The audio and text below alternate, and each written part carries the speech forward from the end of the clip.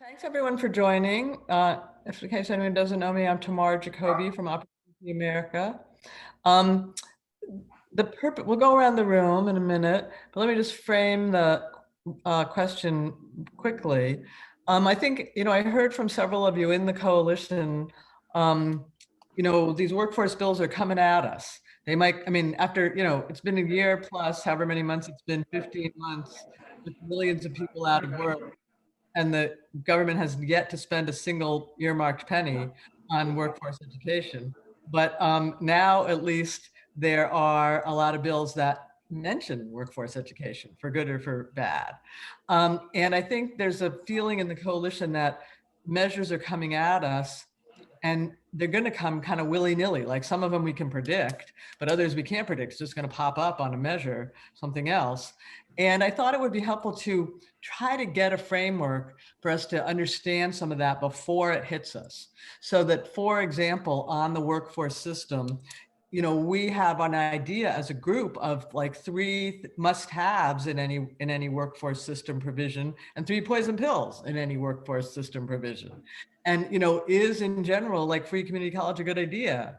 And, what are we and similarly with infrastructure, what are the three must-haves in any infrastructure skills provision?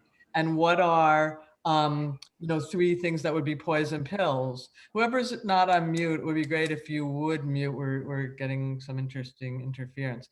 Thanks.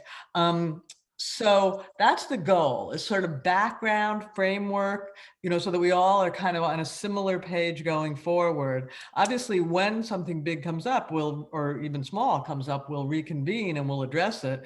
But we don't want to address it sort of out of the blue, from sort of scratch. So the idea of this is to give us kind of a common background and a common understanding.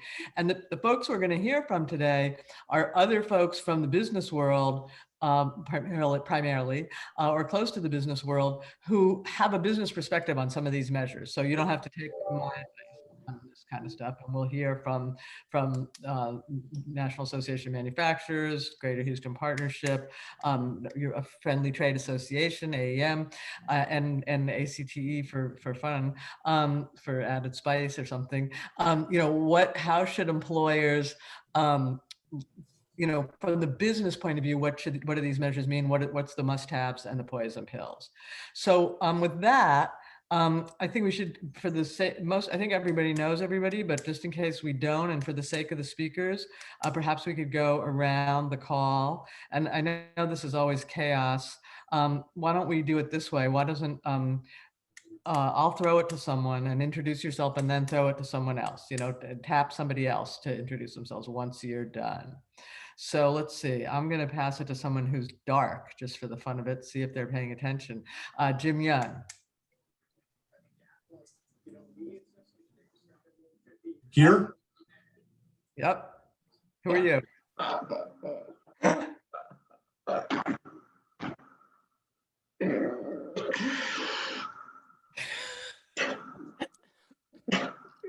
We'll pretend Jim threw it to Greg. I'm at NAHB. I'm going to throw it to Jenna Hamilton. Okay, thanks. Thanks. I'm Tom Richardson from AFC. Oh, wait, Tom, wait till somebody taps you. That's how this works. Hey everyone, it's Jenna Hamilton working with Leading Builders of America, representing the big national home builders. And I am going to throw it to the next person on my screen, which is Craig Breidup. Hi, this is Craig Breidup. I'm here representing the Association of Nutrition and Food Service Professionals. And I believe, speaking of AMP, that I am going to turn the baton to Joyce Gilbert. Thanks, Craig. This is Joyce Gilbert. I'm the president and CEO of AMP. And I'll pass it to Jim. I hope I'm saying this right. Sika? Yes, it's Jim Sika. Sika, sorry, Jim. I'm Jim Sika, Director of PMG Resources with the International Code Council. And I'll pass it to my cohort, Jacob Carson. Hey, this is Jacob Carson, also at the International Code Council, and I will pass it to Megan Evans. Hi, this is Megan Evans with the Association of Equipment Manufacturers. I'm going to throw it to my buddy, Austin Bone. Thanks, Megan. Austin Bone with Stone, Sand, and Gravel, and I'll do Jason Todd. Thanks, Austin. Jason Todd, Independent Electrical Contractors, and I'll put it to my colleague, Peter Comstock. Hey, Peter Comstock with the Associated Builders and Contractors. You have to pick someone. Okay, I'll pick. I'll throw it to, let's see, Stephen Rossi. Alright. Steve Rossi with the American Supply Association. I will send it to you. I believe Tom Richardson didn't get to go. Okay, thank you. I'm Tom Sure. Richardson with ASE, and I'll pass it over to Jerry Ulmer. Hi, I'm Jerry Elner. I'm the National Director of High School Development for Universal Technical Institute. I've sat on the STEM Ed Coalition in Washington, D.C. since 2013, and I'm currently working with Ignite Worldwide to promote women in STEM skilled trades. And I'll turn it over to Michael Matthews. Hey, everybody. Mike Matthews with the Association for Career and Technical Education. And quite frankly, tomorrow, I'm not sure who hasn't gone yet at this point. Let's go to Gardner Carrick.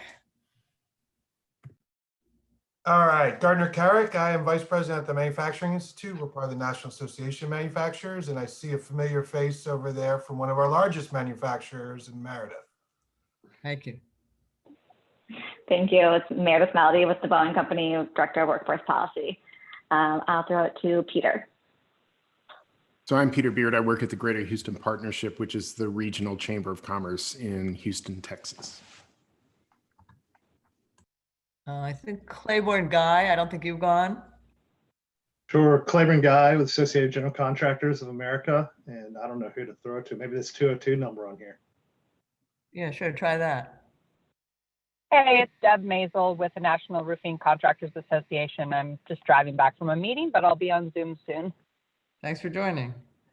I think Jeff Bryant, have you gone? Yeah, Jeff Bryant. I'm with Gaylor Electric. And Sil, have you spoken? Not yet. I'm Sil Jusino with the Commercial Vehicle Training Association. It's my first meeting and looking forward to working with everybody. Thanks. Thank you. Okay, anybody who, I can't see any names that I haven't heard from. Anybody missing? Okay, so with that, Gardner, let's start with you.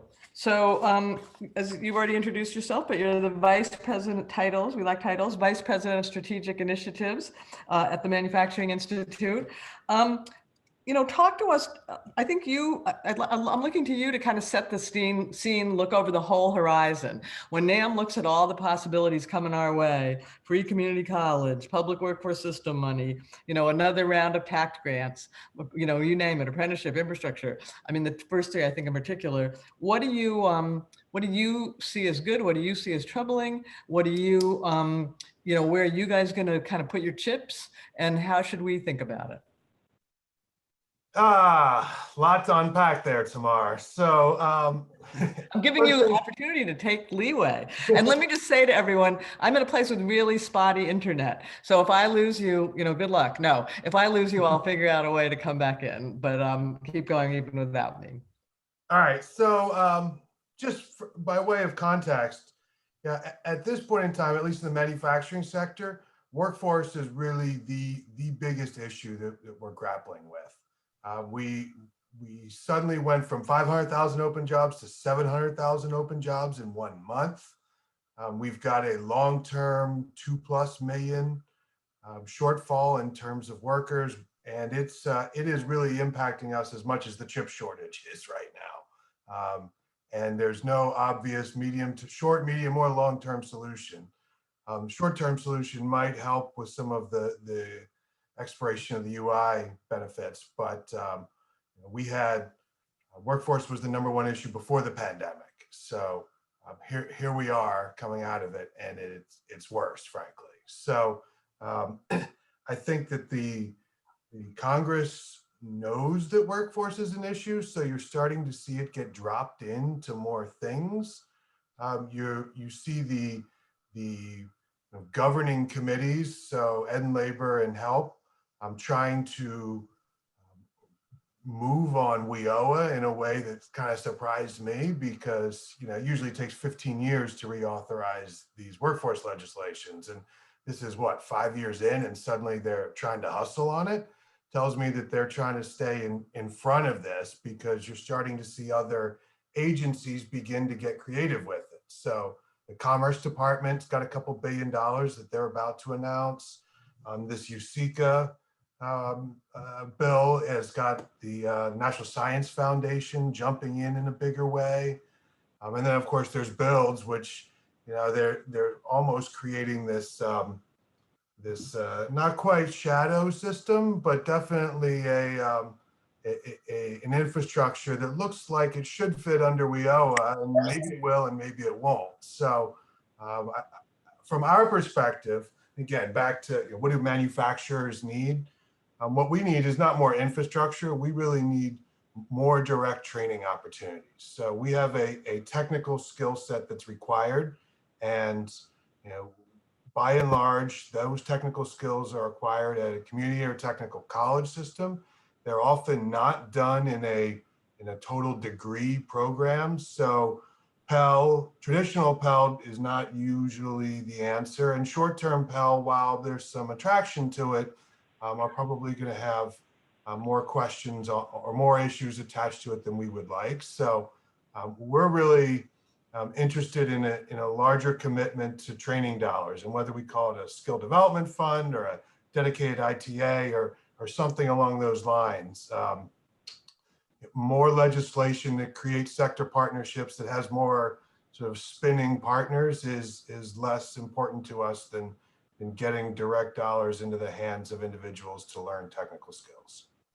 That's really interesting. So I did not expect that. So let me ask a few questions, and then we'll go a few questions on for you, and then we'll move. You know, we'll go that way rather than holding up the questions. So I would have thought, you know, I'm so tied to short-term Pell. I'm really interested that you think that's nice, but not really enough. So the fund you imagine, like, how would the dollars flow? Will the dollars be vouchers for individuals, would you like, or would you like them to go to the training providers, or would you like them to, how do you want that to work? Yeah, so Pell, the short-term Pell, there's nothing wrong with it per se, except that it's within the Pell debate, right? Yeah. So it's still part of Pell. It's still assumed to have credit attached to it.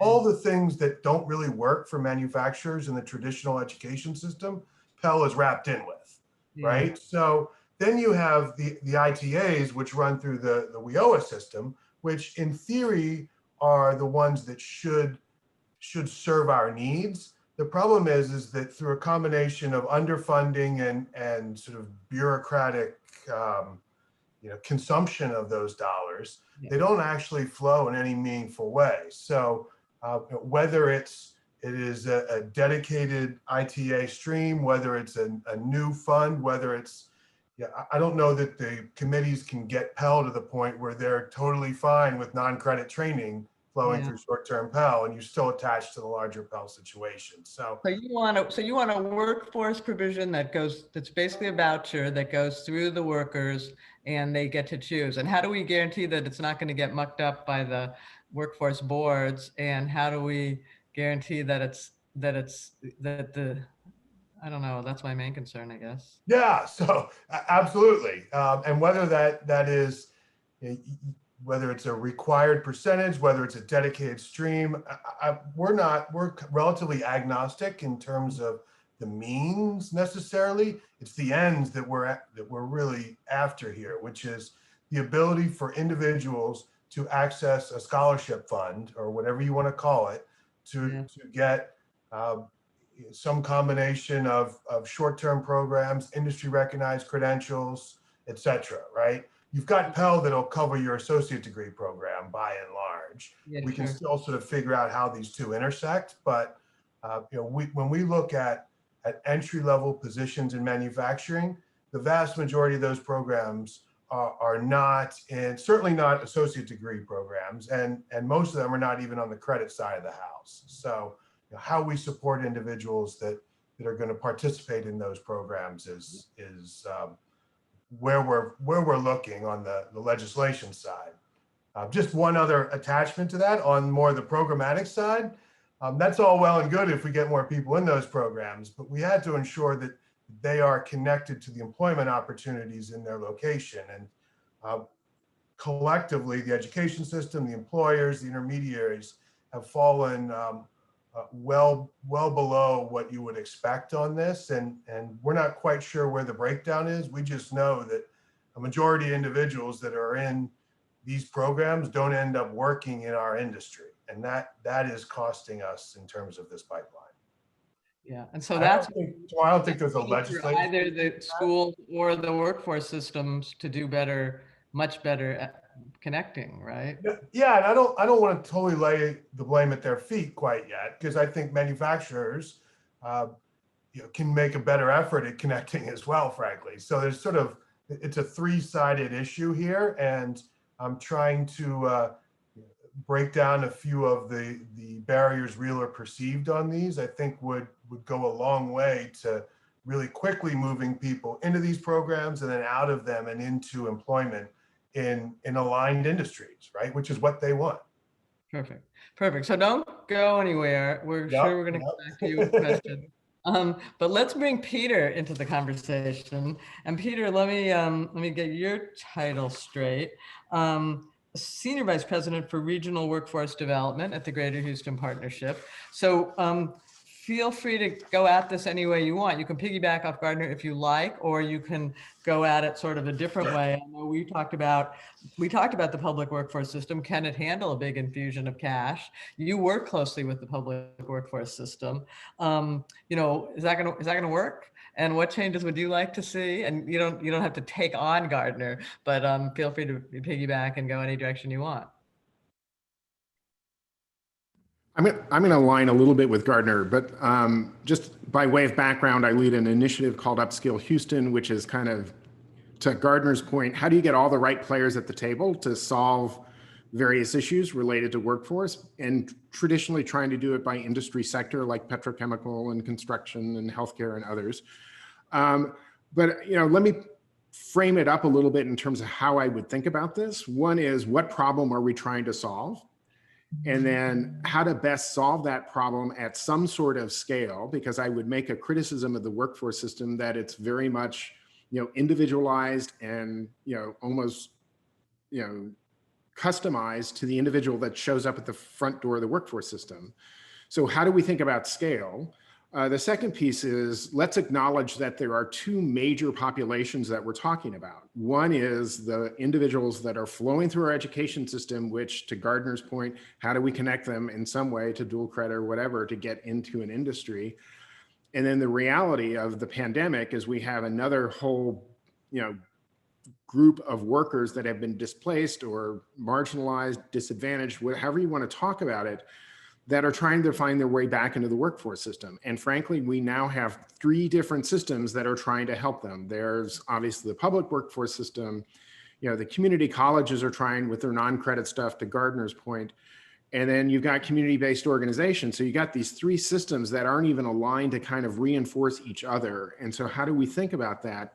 And I think the other big challenge is, how do we think about kind of, this idea that there are 4 million people that are long-term unemployed in this economy, and how are we going to re-engage them? And so, when I look at it from a regional level, even though we're focused more on the middle skill pathways and have done it primarily on the education system, we're now confronted with the issue of, how do we actually help individuals who've been displaced find pathways into roles that have some sort of opportunity, not just to get a job, but to do that. And so there's this, I think, to where Gardner was going, there needs to be this greater alignment of finding employers that have need. How do you understand where they are? And then how do you help individuals get there with the right set of supports, which frankly, the public workforce system, leverages community-based organizations and doesn't, fully support them as the community-based organizations do bridge programs and other things.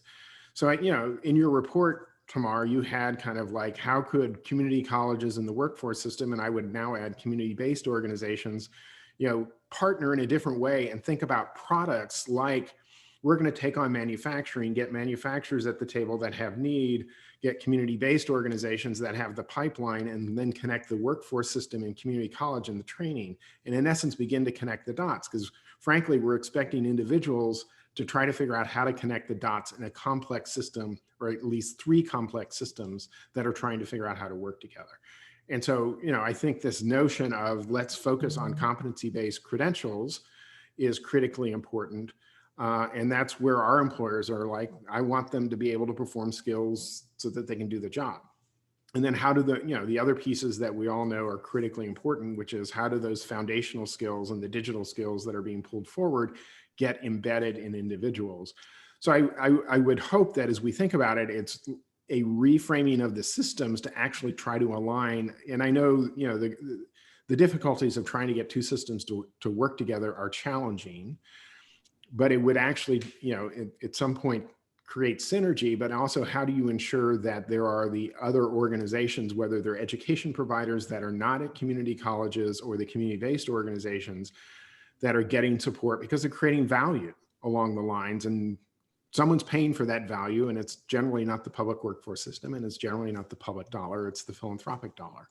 So I mean, those are some of the ways that I think about it, but it's really, to get to scale, it's going to require making choices to say, here are like 3 or 4 kind of, shall I say, product lines of manufacturing, of healthcare, customer service that we're going to help create kind of a system and a product that helps move people through it so that you actually market it and don't have individuals kind of like, well, I'm kind of interested in manufacturing. What do I need to do? And, rely on that. But how do you actually take 50% of the FTE time of the workforce system and community-based organizations to say, let's have these channels that go into the regional economy. And then I think one last thing, and I'll let you, drill me however you want, which is, we also have this idea like, let's focus on the high skill, high growth occupations, most of which are bachelor's above. And if we're trying to do that from an economic development perspective, what's the conversation related to that, particularly in light of, the reality we've learned from the 08-09 recession, as well as what's likely going to happen here, which is you're going to have to, those with less educational attainment are going to get screwed, frankly. Sorry, I see them being recorded, but they're not going to be successful unless we find a pathway into manufacturing, into healthcare, into these opportunities where they can start and then find, a pathway of ongoing development. And I think that's the biggest challenge we confront, is that piece. But we also have, all the things that are going to be necessary, and obviously we were in the news today, this huge energy transition that's going to occur, and what are the skills we're going to need in order to do that. I know most of them are probably going to be bachelors and above, but still some technicians. I'll shut up now. No, that's super helpful. So I'm going back to my, news you can use question, and this really applies to both of you for the others on the call. So, these votes are coming at us. What do we like? What do we don't like? So you both established that we like what we're calling sort of alternatively credentials, competency-based credentials. What you guys mean by that is things like, to those on the call, it's like NCCER, is the construction credential. In manufacturing, it's, NIMS or MSSC. In energy, I don't know what it is, but we're talking about industry-based certifications being the key ticket here, just to sort of translate out for everyone. So, when we see that in a bill, check. And I would say it's a credential that has an intended use in the workforce. Yep. And we can say it's industry based, but it should have an intention to it. Like a nursing degree is a credential with an intention to it. Yeah. Frankly, a history degree, you could argue what's its purpose. Right. And key here is credentials endorsed by local, or liked, used, taken up by local employers. Gardner, are you reaching for your microphone? Anything you want to add on this point okay. So that's one, check, we want to see that in a bill. The next, and bigger than that, what you both said, that was just one commonality, is you want the legislation to encourage the systems to cooperate, cross-pollinate, whatever. Is encourage enough? Is, what does the legislation have to have in it? Is it like the work? No congressman is going to say my workforce board won't get money unless it partners with a community college, or vice versa. My community college won't get money unless it partners with a community-based organization. So how do we imagine, legislation that presses for what you're both saying is so important?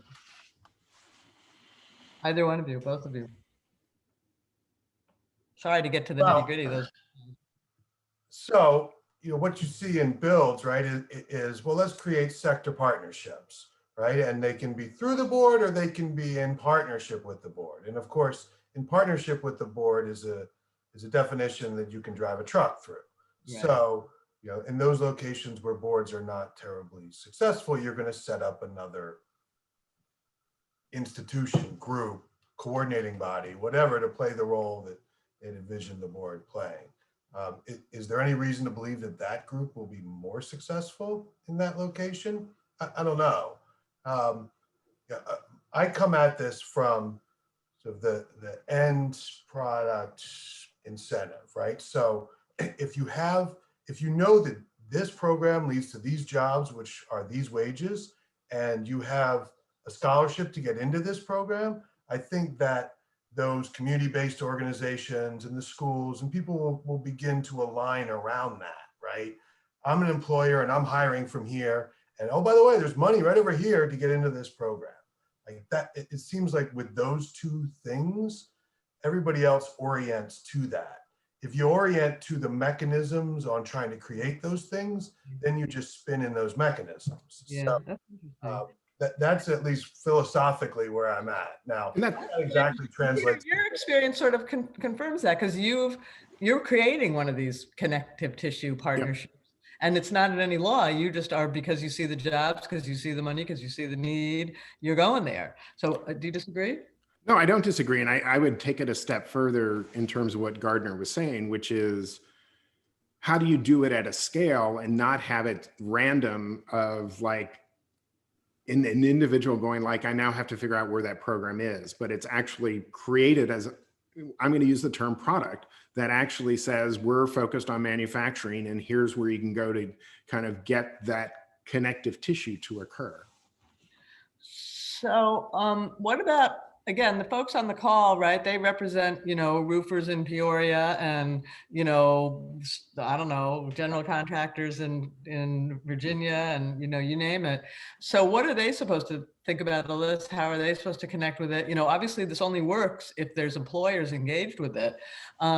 If they come through a manufacturing association, that's one thing. In this case, I suppose it could be the construction trade associations.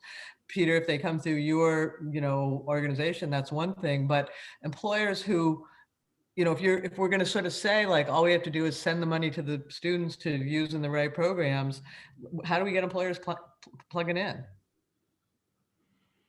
Either one or both of you. Join a trade association. Well, look, you've identified what has been the failure, frankly, of most of these programs from day one, which is that employers are not connected to them. Yeah. Right? So, there's always this sort of this desire to figure out, how do we get companies connected, right? Well, let's make them mandatory majority on the board, right? Or let's have them do X or Y. And it hasn't worked in most locations. In locations like where Peter's describing, you have the impetus and the leadership, frankly, to make it happen. And in most places, it hasn't done that very well. And scale is the big question. We hope to do it in a, so you can't just snap your fingers and scale it, right? So we're trying to demonstrate how this is working and keep pushing those messages out, and sort of, it's almost little by little, and it's very unsatisfying because you're not knocking a zero off that open jobs. You're knocking 1/100th if you're lucky. And it's So I mean, what I would say, and then Peter, I'll come to you, but I mean, it will help. I mean, your vision, both of your vision that you're sort of concurring on, it will help if it's flexible. Like the more flexible it is, the better, it's going to be likely that employers are it's going to be able to get to employers. And it's also going to be helpful if it's the community colleges and the workforce system together. So then at least only one entity in your area is knocking on your door saying, play with us. It's not like, 5 people are calling you. Does that, I mean, I don't exactly see the bill yet, but does that sound right, Peter? I mean, at some level it does, because it's part of like, how do you get, whether it's a trade association or chamber of commerce, economic development association, that has that business leadership to kind of say, we're going to connect, these couple systems, partly because, arguably community college has some business input somewhere. And so you could argue, how do we strengthen that? But, how do you bring the trade association into it? And that's where we've leveraged ABC, AGC, East Harris County Manufacturers Association, which is part of our petrochemical, leverage those employers that then we bring to the table. And so I think that's kind of, and to get Gardner's point, we, are fortunate at some level that, a regional chamber of commerce decided to make this a priority. But I it's mean, also, go ahead. It's the leadership, like you're exercising, that does not grow on trees in every community. That's a challenge. And, more trade associations maybe will step up to take it on, because it's hard for the individual roofer to like call the workforce board and say, hi, I want to help, I mean, that can happen, but. So tomorrow, Peter mentioned the EDCs, the Economic Development Corporations. We've actually found success, at least at the individual level, working with them. And the reason for that is the incentives are aligned, right? So they have a business retention and expansion person, Right. someone whose job it is to go talk to companies, find out what their issues are, and help solve them, right? And when they're hearing day in, day out, I can't find anybody, workforce is my issue, that is a powerful message to the team whose job it is to keep those companies in that location, right? They're also in a position to then aggregate that demand because they're hearing from a number of different companies in the roofing sector in their location. And I think they can act as the hub. And it doesn't need to be them, like the chambers can do it too. We've just found that the EDOs sort of have this right mix that I think can be tapped in a much greater way. And Gardner, just so you know, we play an EDO role, which is why we care about it. Yep. Not Say again? You play the EDO role, is that what you said? At a regional level, we have EDO partners at a more localized level, but I mean, to Gardner's point, part of why this is critically important is we think about how do we attract and retain businesses and grow businesses. Right, but I mean, I think it's like not one size fits all, because there's not going to be the right thing in every place. So it's like if you're an employer, if somebody on this call is talking to employers in their association, they tell them, find the person either at a community college, either at the workforce system, either at an EDO, either at wherever, who cares about business input, and like call them up and tell them to bring everyone together. Sort of the. Well, Tamar, you just described exactly why it's very hard for Congress to write a bill that works on this, right? Yeah. Because you do, in 2 locations in a state, it's actually going to be the workforce board. Yeah. Who's been operating that effectively. Yeah. In 10 locations, it's going to be the ADO, and another 3 will be a chamber. And in another 2, it's going to be someone you have no idea how to describe in a piece of legislation. Yeah. So you add all that up, and how do you figure out? And then you add in that the Congress wants to, some half of Congress wants to make sure there are unions at the table, and by the time you're finished, but anyway, you two hold on. Let's bring our other folks into the conversation. Mike, let's turn to you, and I'm gonna ask you to defend the bill close to my heart, short-term Pell. You don't have to defend it in contrast to what we've been offered, but maybe in addition. And I'm especially eager again to know like why that's a good answer for businesses, how it can work for businesses, and what are the 3 things we really need to see in a short-term Pell bill if there is one, and what are the 3 things we really don't want to see, or 2 things. It doesn't have to be 3. Yeah, happy to answer that. One thing I do want to mention though, I know before we hopped on the call, you also wanted to talk about the last question, kind of dealing with prospects of action. There has been a late breaking update on that, so I want to save some time for.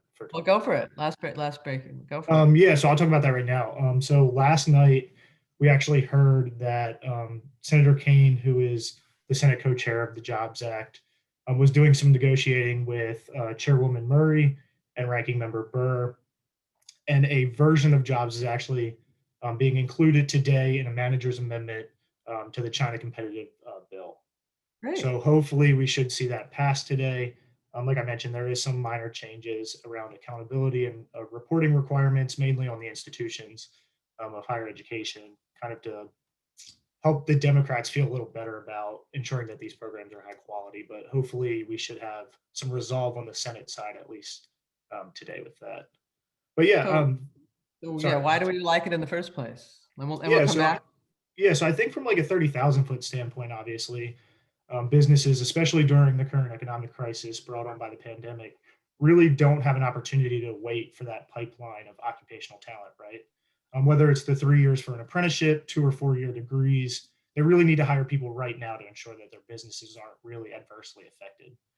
So expanding Pell to short-term programs means that employers are really getting prospective employees that receive training that's aligned to requirements of the employers within the state and the local and state areas. And programs that are offered under Pell also must satisfy prerequisites for licensures and certifications, which will also on the front end save employers time and resources. Let's remind everyone, because we've written a lot of letters in support of short-term Pell, but you never know. So short-term Pell, right now you can use your Pell grant to study sociology, get a sociology associates at community college, which has like zero value in the labor market. My favorite example is art history. Yeah, but sociology too, by the way, psychology, which is what a lot of people major in. You cannot use your Pell Grant to study a manufacturing program on the non-credit side of the college, even if it leads to a certification that we all think is really valuable. And the difference of the non-credit side is they're much more responsive to businesses, and the students don't have to take art and science and all these other things. They just learn the skill and they're ready to go. But you can't use your Pell Grant there now. Short-term Pell would make that allowable. Keep going, Mike. Just want to and then just kind of to expand on that, right now, Pell, to be a Pell eligible program, it has to be 600 credit hours or 15 weeks in length, where jobs would bring it down to 8 weeks or 150 credit hours. But yeah, further, I mean, I think programs also, since they have to be a part of a career pathway, I think you can make a strong argument that it will allow workers to kind of continue their education within their field, continue to take on more responsibility within their employer, which I think will increase retention rates, lower internal training costs for employers, and also boost morale, which I think is kind of a soft thing that we really don't talk about when it comes to business success. All of which I think these point to higher profit margins and kind of a higher likelihood of success for not only the individual, but also the company as a whole. And so the employers, again, on this call, like the people that are represented by these associations, they don't really have to do anything for short-term Pell except tell their senator they're for it, right? Like when it kicks in, people will come out with the credentials that they supposedly want. They'll also have to tell their schools, well, here are the credentials I want, here are the kind of skills I need. But it's not, there's no big role for them in kind of implementing it, for want of a better word, or is there? Yes and no. So I think one of the good things about post-secondary CTE programs in general is they require a comprehensive local needs assessment. So it ensures that all programs being offered meet local and state and regional kind of economic demands, but also they require community stakeholders. So employers, industry associations, unions, these community-based organizations all have a seat at the table when these programs are being developed. So it really allows them to ensure that what's being taught will allow students from day one to kind of hit the ground running, and to ensure and kind of help employers understand that the students that the prospective employees will be hired with skills necessary to do their jobs. And that's you engage for employers to engage in that. That's the local needs assessment in the Perkins process, correct? Which we've had recently, and we'll have again periodically in states. So before we turn to Megan, why don't Gardner and Mike, why don't you talk to each other a little bit about and I know, Gardner, I'm not setting you up as an enemy of short-term Pell, but what are your concerns about how it won't work, just for fun, and see Mike and I'll answer. Well, spelled out for folks on the call a little bit.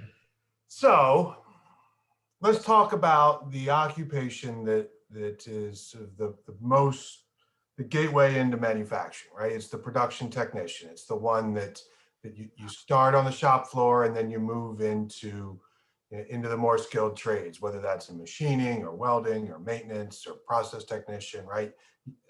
Lots of people start as a team member, a production technician, right? You call them line workers, right? Assembly line workers, right? Yeah, that's basically what you're talking about. That conjures something that probably is not what we're trying to conjure, right? Most of these people are operating machines at this point in time in some way, shape, or form. But nonetheless, so that position, if you're going to put that into a short-term training program, I would design that at probably a month long, something along those lines. So 4 weeks, right? You come in, you spend 4 weeks, pretty intensive learning basic safety measures, kind of basic quality control, and then some mechanical skills to ensure that you know how to work in an environment in manufacturing and how to not break the machine, right? So if you're gonna, that is the position where the most jobs are. That's also the position where the people with the least means are going to be most likely to want to take those positions. Yeah, got it. Right. And that doesn't qualify for short-term Pell because it's too short. Indeed. So, and why is short? Again, it comes back to Pell. It is defined as within the sort of the traditional Title IV mechanism, right? Yeah. Title IV being part of the Higher Ed Act. Yeah. Yes, yes. So, yeah, and even if they try to break it from the credit hour model, it's still sort of, the credit hour model is what they're comparing it to, right? Yeah. So a 16-week semester, et cetera, et cetera. So, yeah, you also have a related issue here, right? Which is that schools are being judged on completions, right? And completions are typically defined as either a 1-year certificate or a 2-year degree. So the reason why these programs get kicked into non-credit is because they know that we might, engage in this falsehood that I'm enrolling in a 1-year program, but I'm actually leaving at the end of the first semester once I get the skills I need to get a job. So if there's a way for the colleges to be rewarded for allowing or enabling individuals to earn these industry credentials, that should be done because they're providing the training and they're typically being dinged on their completion metrics. Yeah, well, that's another big thing we could be for is completion, a more expansive definition of completion rates to include certifications. I mean, that would be a big thing that could go in legislation that we should be for. That's a really interesting idea. Mike, do you want to say anything back to this? No, I mean, I think what you said makes sense, but I also think that's kind of why the ITA versus short-term Pell isn't an either or, it's more of an and. I do think largely they do serve similar, but still they each reach different types of people, and they're intended to serve different populations. So I think And this just is for, again, for the folks on the call, so ITA is the voucher in the WIOA system. So we're saying, the point here is what we're saying, it's not short-term Pell versus WIOA, extra money for WIOA, it's both and. Well, let's before we come to Megan, and we'll I promise you, Megan, your plane's right there on the runway, ready to take off. Let's talk just briefly, and Peter, come in here too, and don't put it in the chat because I can't respond to what's in the chat. But let's talk about free community college. So, I mean, my position on free community college is I'm not so sure, but it certainly has to include a jobs component, short-term Pell component. I mean, I do not want to see millions more people coming back to community college for half of a sociology degree and then dropping out. And meanwhile, you can't use your free community college to pay for a manufacturing certification. Do others want to weigh in or say more or say less or anything? I mean, I'll jump in, but it will build off of what, the discussion was about, a metric around completion, but completion's not sufficient. It's completion with an outcome of a job and wages and following the progression. So there's an outcome. And if we were doing free community college, and I have the same reservations you do, is these should be credentials or degrees that have an intended purpose that lead to an outcome that's positive for the student, that can be financed reasonably and doesn't, isn't an overburden to them, whether it's free or not. Yeah.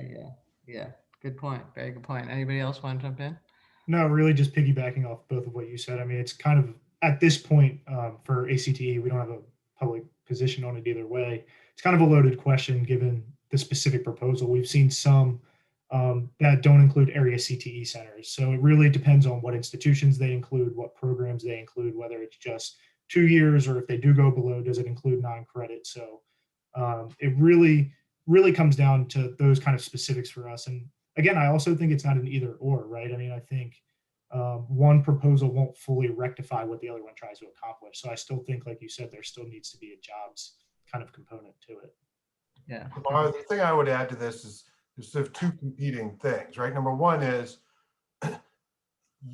you need a skill set typically beyond the high school level to be successful in the economy, right? Yeah. And the reason why through high school was free was it used to be that was what you needed, Yeah. right? Yeah. So you Yeah. can understand the impetus to try to want to extend the free aspect of education to the point at which you can then be successful. Yeah. The No, problem, they just have to do it right. yeah, the unintended consequences of making something free are usually enormous. And yeah, so let me just leave it at that. Yeah, but no, but fair enough to understand the impulse. It makes sense. So let's go to Megan. I know a lot of people on the call are interested in what I call infrastructure skills. So tell us. You can piggyback on anything you want if you want to piggyback, or just tell us from a blank piece of paper. What infrastructure skills. What are the kind of shape of the proposals out there? You don't have to tell us in detail every single one, but what are how are they thinking about it? And again, that key question about what are the three things that we want to see in any eventual mix and match of what's being talked about? And what are the three, and again, it doesn't be three, it could be 2 or 4 or 8 or whatever. The 2 or 3 things that we really don't want to see that would be like, this is a disaster. Sure. So there are, a lot of these proposals can also influence infrastructure as well. But in the proposals we're seeing on infrastructure, we are seeing some provisions that do talk about workforce development, in the just passed out of committee unanimously, excuse me, bill in EPW yesterday, there was a provision on workforce development. We didn't like it. We wrote a letter. We didn't like it. You didn't like it. and we tend to be a little bit more accepting of a lot of legislation than other trade groups do, because if we think it's going to make a positive impact on our members and not really hurt our members, we're probably going to be more supportive, which we've talked to you about before, Tamar. But so you're seeing that, in the House bill that's going to come out probably in the next week and a half or so, we're likely to see some language. I think Gardner mentioned builds, which has typically been paired with infrastructure. So some of the pieces that we've been keeping an eye on is making sure that if we're going to be developing provisions for the workforce, the infrastructure workforce, that is broadly inclusive of a lot of pieces of infrastructure, not just what you might see on a work site, but our members are also part of the infrastructure workforce, right? You don't necessarily think of equipment manufacturing, I guess, initially when you think of infrastructure, but we do create the equipment that is used on those work sites. And then further down the line, you have technicians who fix those pieces of equipment. And, in probably many on this call, further down your line, you are involved in infrastructure, but it might not typically be considered, or rather traditionally be considered as part of the infrastructure workforce. And so we want to see something that's very broadly inclusive of all of the infrastructure workforce. One other pitfall that we're concerned about is, in particular, is using the Highway Trust Fund, diverting money from that to workforce. Obviously, we want to see workforce provisions funded, and we want to see training money, but we also don't want to divert from the projects that we need to build as well. And so that's another pitfall that we're looking out for. One thing that I don't think that we've discussed yet on this call, and we've been hearing a lot from our members, is if we do get money for training, we also want there to be wraparound services. And I know that there's some varying opinions on that, but our members continue to mention that as something that they'd like to see included. Yeah, well, and I mean, just to translate the language, and I'm not cutting you off, I'll come back to you, but I mean, both Peter especially and Gardner were also talking about that when they talk about supports. And so that's what we mean to the folks on the call. Sometimes you hear a pressure to say that workforce dollars should only go to training. And that sounds nice when it means only training instead of only like real estate and office space and computers. But it's not nice when it means only training and in no money for helping people with the other needs they have. A lot of the people that we're training in these systems have a lot of other needs, not just like childcare and transportation, but more like, you know, what program should I take and what's right for me and what jobs are available and what's the right job for me to right path for me. So that's an important point to make, because I think a lot of us, you know, it always sounds good when the Republican staffers come back and say it's all going to go to training, but training alone, and again, that's better than extra computer terminals, which is what they often spend it on at the workforce system, but not at the expense of navigational supports. So back to you, Megan. That was just a, Sure. Yeah, and then on your baseline. And then, you know, another pitfall is a lot of proposals we see provide funding for developing curriculum. And that's great. You know, curriculum is great, but if you also aren't sending money to the folks taking those trainings, that's not really going to help out the industry. Yep. So again, you're sort of siding with Gardner and Peter, like, and everybody really on this call is saying send it in the form of a voucher of some kind to the worker. So what about Tamar? Let me just add something in terms of, just to be clear, what support services and wraparound mean. I mean, when you think about a community-based organization, or what you want someone to go through is an assessment, kind of coaching. What's the bridge program that gets them, you know, fully functional from a literacy and numeracy perspective if they're not? You know, what are the skills and how do they connect them to skills and training? How do they prep them so they can actually show up at the front door of the employer, actually prepared to do an interview and be ready for that? And then support them with other things they need, like childcare, transportation, you know, other things. That's extremely costly, and it doesn't show up anywhere in the system, which is why I said this community-based organization in parallel is the other part of this system that's providing all of that, in at least here in Houston, but in many communities is attempting to provide that, and that doesn't get funded anywhere. Yeah, fair enough. Local philanthropy. Megan, I'm going to come back to you with a question. Like, a lot of the, you know, what comes to me a lot from the members of the coalition are poison pills that are even more poisonous from our point of view, and maybe you don't find them as poisonous, but, you know, it's when there's like, you know, people get it when, well, from yesterday's example, when companies get excluded from tax credits because they don't have registered apprenticeship programs, or, you know, local hire mandates, or, it's, even if you're not talking about unregistered apprenticeships, you're talking about only, you know, you distinguish among registered apprenticeships, so construction can't play. I mean, those are the kinds of, you know, we have, a lot of people in this group have very specific poison pills. You know, is anybody, you or any, I mean, maybe they're not relevant for AM, but does anybody else on the, you know, like, how do we deal with that? I mean, there's a lot of that. How do you deal with it except like whack-a-mole one at a time? Whack-a-mole one at a time. And Tamar, to be clear, obviously we dislike the rhetoric and action that's being taken that is moving towards exclusively registered apprenticeships. We just also try and, you know, function in the atmosphere in which we're in, recognizing that perhaps with this specific administration, we might have to, you know, work with what we have. Yeah, no, I mean, I agree. I think the goal is, you know, what I press for when we have apprenticeship conversations, you know, and as of the last however many months it's been, is to make the registered system work better. But excluding people is not, or companies or sectors is not, doesn't really help. Gardner, do you have a perspective on that? How do you guys play on the apprenticeship, you know, question now?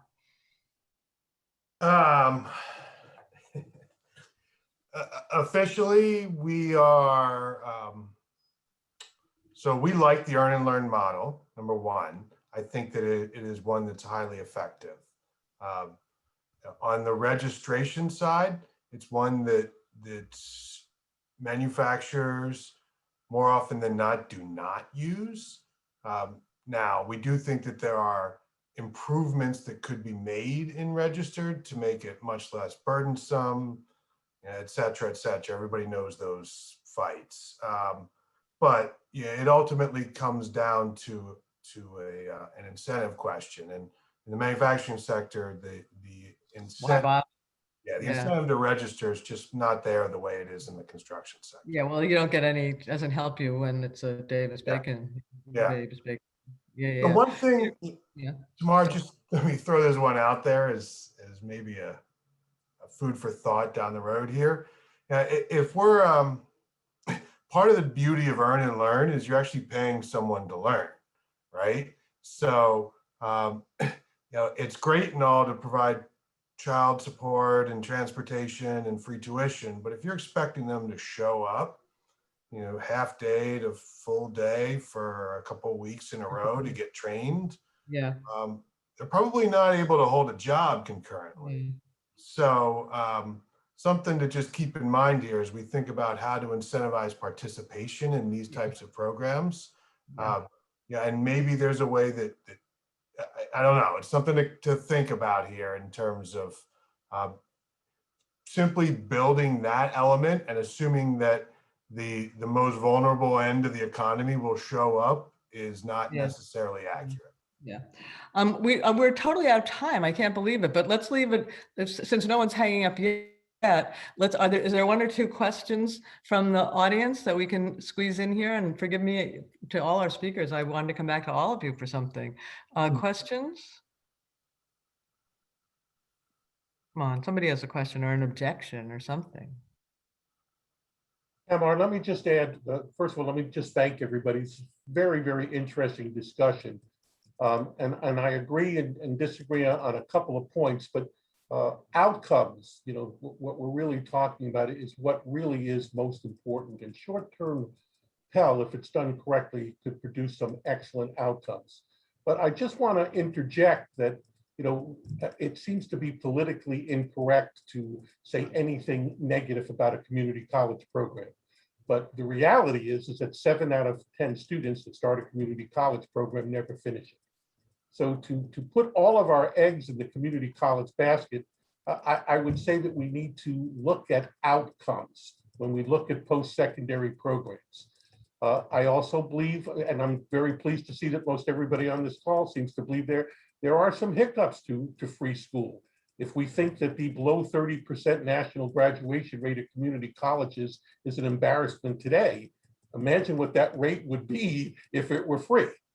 And everybody could come and go, and when they get an assignment that they don't like, just stop coming. So we really do need to be outcome-based. The apprenticeship program is just a wonderful program. We utilize it at our school. We have 35 different manufacturers that participate with high school students in selecting them and interviewing them in their senior year of high school, with an emphasis on women, by the way. That's a big initiative at our school. I'm going to stop you because I do need to let room for others to ask questions if they want. I'm sorry, but we're right at time, and I want to see if there's any other questions. And I appreciate the points. 2 really good points. Any other questions from others in the audience? And if not, let's give a last word to the speakers. Sorry, Jerry, you understand, right? Of course. Questions, other questions? Okay, well, we have a not very questioning group. So Tamar, I'll just give Jerry sort of a response and nod on this. So it is certainly true that the completion rates as defined by associate degree attainment are terrible. However, a lot of individuals that enroll in community college don't want an associate degree. Exactly. They're not there for an associate degree. Yeah. They're there to get a skill set and get a job. Right. The community college is being punished because somebody got exactly what they needed from them and left.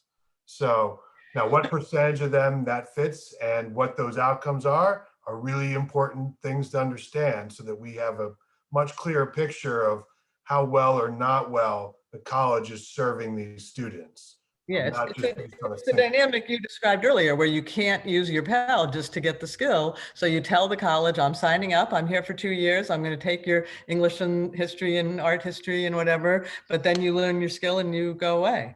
Right. And then it looks like not that there aren't some community colleges that do a bad job, we won't defend them. Yes, agreed. Absolutely.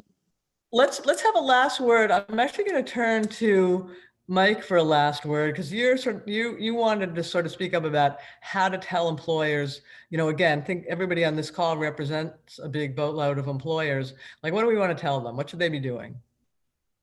Yeah, I think the biggest thing right now, specifically with short-term Pell, obviously, that was kind of the framework within what I was talking about.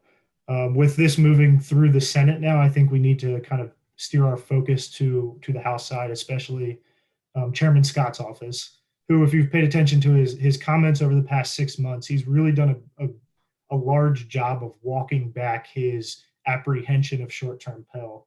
And I think a lot of that fight still is kind of within the committee, like committee staff itself. So I think being loud, showing your support to Chairman Scott publicly, giving kind of tangible benefits that these have, whether it's job placement rates, earnings growth for employees, whatever the case may be, whatever success stories that you guys have, I think that really plays a large effect when it comes to committee staff and the member themselves. I think he wants to support it. He just really needs kind of the intersection of education and business to kind of get behind it kind of together. That's kind of the vibe I've been getting. And then from the back end, I think the biggest issue is his staff, particularly one person, but they shall not be named. I think getting them on board and really showing them that, look, this is happening, whether you want it to or not. Here are some of the changes. I think a lot of the changes that happened in the Senate bill will really bode well for that argument when it comes to the staff. There really is a lot of language that will ensure certain program success. For example, I won't take up too much of the time, but some of the new requirements include the programs have to demonstrate that students who complete the program receive a median increase of 20% of total earnings for the students who complete the program. On top of that, it requires institutions to do disclosures available not only on their website, but written disclosures that students need to acknowledge. That includes a myriad of information, including tuition and fees, the differences between tuition and fees and grant aid, completion rates, employment rates 6 months and 1 year out, total earnings 6 months out, credit matriculation, among many other things. It sounds like they modeled it off. A lot tougher. Yeah, it's a lot tougher, a lot more to So it is more burdensome for the institutions of higher education, but I think it really does put a lot of worries at ease on the Democratic side for kind of the quality control measure of these programs. So I think just making sure that's known will largely be beneficial towards getting this finally through the House as well. And Tamar, if they go down this outcome path, there needs to be some focus on the longitudinal systems and potentially a connection to the IRS to be able to kind of like, how do you get to know that the outcomes occur? Yeah. So within the bill, oh, wait, no, you got to stop, Mike, because we're going to lose everyone. We got to say goodbye. So thank you, everybody. Better to, that we say goodbye and we end it than we just talk to each other and everybody leaves. Thank you to my speakers. I guess next time I'll know better. 3 speakers is probably enough, but you guys did a super job, really helpful. Coalition, we will continue, we will follow up, we will be thinking about what our position is, but now I think we have a lot of food for thought. The biggest takeaway I'm taking is it's not either, I don't think I had this before, but even more strongly, it's not either or community college answer or a workforce system answer, and it's probably not either of them in their straight form. I like Gardner's idea, dedicated money direct to the learners. So thank you all. To be continued.